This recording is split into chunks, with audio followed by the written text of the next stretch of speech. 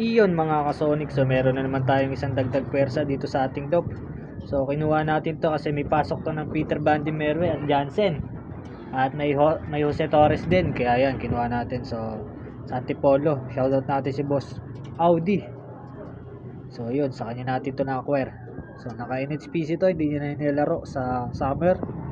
So yan, kinuha natin para meron tayong pamaris to sa Peter Van de Merwe natin na Batman, yung galing kay Pastor Adet. So paparisan natin din ng Peter Van de Merwe. So sakto lang din to, pwede na i-breed sa darating na April. So gagamitin na natin agad para masubukan natin kung ano ilalabas na ito sa atin.